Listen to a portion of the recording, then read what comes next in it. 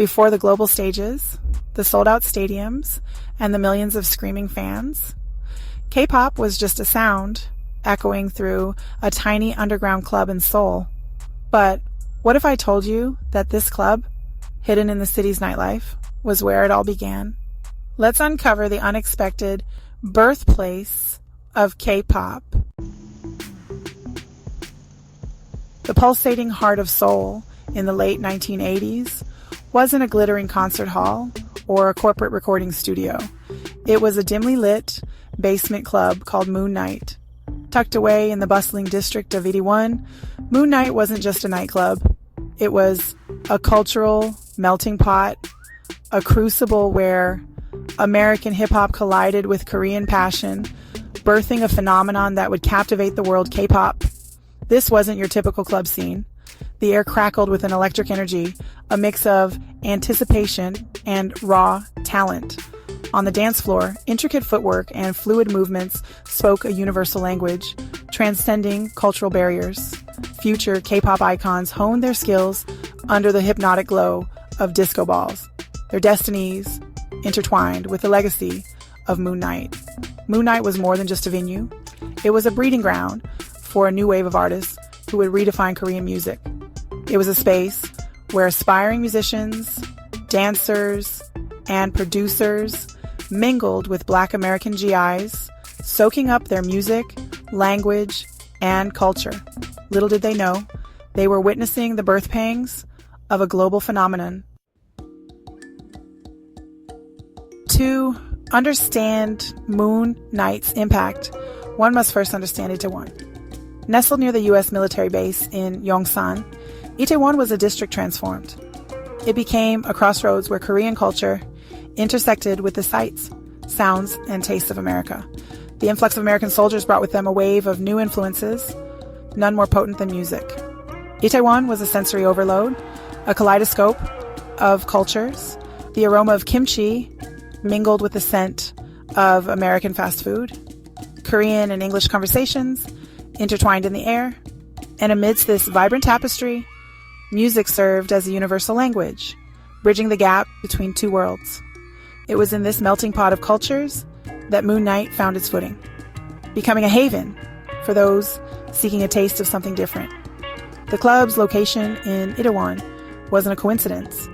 It was a strategic positioning that placed it at the epicenter of a cultural exchange, a front row seat to the fusion that would shape K-pop's destiny. The American GIs stationed in South Korea didn't just bring their military might, they brought their culture, a vibrant blend of music, fashion, and dance. For many Koreans, Moon Night offered the first taste of this cultural exchange, a raw and unfiltered experience that would leave an indelible mark on their creative souls. African American GIs became unlikely ambassadors of hip-hop, sharing their love for artists like Run DMC, LL Cool J, and Salt and Pepa. They brought their vinyl records, spinning tales of life on the streets of New York and Los Angeles. The music resonated with the Korean youth, who found a sense of rebellion and release in its pulsating rhythms and hard-hitting lyrics. The dance floor became a space for cultural exchange, where Korean youth eagerly absorbed the latest hip-hop moves from their African-American counterparts. The Running Man, known as the bunny dance in Korea, became a sensation, a testament to the power of music and movement to transcend borders. The African-American GI's influence extended beyond the dance floor, shaping the fashion sense and attitudes of a generation eager to embrace something new and exciting. The soundtrack of Moon Night was a potent cocktail of American genres, with hip-hop and New Jack Swing reigning supreme. The club's DJs, often Black American GIs themselves, curated a sonic landscape that transported audiences to the heart of Black American musical expression. The infectious beats of hip-hop, with its emphasis on rhythm and rhyme, proved irresistible to the Korean youth. The genre's rebellious spirit, born out of the marginalized communities of America, found an echo in the hearts of a generation grappling with its own social and political anxieties. New Jack Swing, with its smoother melodies and sophisticated production, added another layer to Moon Knight's soundscape. Artists like Bobby Brown, Guy, and Teddy Riley provided the soundtrack for countless nights of dancing and revelry, their music weaving its way into the DNA of what would become K-pop. The club's diverse musical palette, a testament to the African-American GI's eclectic tastes, ensured that Moon Knight remained at the forefront of Seoul's underground music scene. It was a space where boundaries were blurred, where genres collided and fused, creating a sonic tapestry as rich and diverse as the city itself. Beyond the turntables, the DJs who shaped a genre. The DJs at Moon Knight weren't just playing music, they were shaping a culture. They introduced Korean artists to the transformative power of Black American music. Their influence on K-pop is undeniable. One such DJ was a young American GI stationed in Seoul in the late 1980s.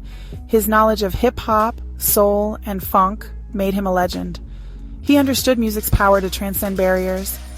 The DJs of Moon Knight shaped the musical landscape that gave rise to K-pop. They were the conduit for Black American music into Seoul, forever altering Korean popular culture. The early days of K-pop were marked by the pioneering efforts of artists like Kang Won-rae. His influence helped to shape the genre into what it is today. With a blend of traditional Korean sounds and modern pop, Kang Won-rae set the stage for future generations of K-pop stars. He was more than just a singer. He was a trailblazer who brought a new energy and style to the music scene. Moon Knight's impact on the music industry cannot be overstated. It was more than just a club. It was a cultural hub where new trends were born and future stars were discovered. The legacy of Moon Knight lives on in the countless artists and fans who continue to be inspired by his vibrant history. Its influence is still felt today, resonating through the beats and melodies of modern K-pop. The conversation around authenticity and appropriation in K-pop is complex and multifaceted. While the genre has been praised for its innovation, it has also faced criticism for borrowing elements from other cultures without proper acknowledgement. It's important to recognize the fine line between inspiration and appropriation, and to celebrate the authentic voices that make K-pop truly unique. K-pop's rise to global prominence is a testament to its deep roots and rich history. From its early days to its current status as a worldwide phenomenon, K-pop has evolved while staying true to its origins. The genre's ability to connect with audiences across the globe speaks to its universal appeal and the powerful stories it tells through music and performance. As K-pop continues to grow, its deep roots will always be a source of strength and inspiration. How has K-pop inspired you? What group started your K-pop journey?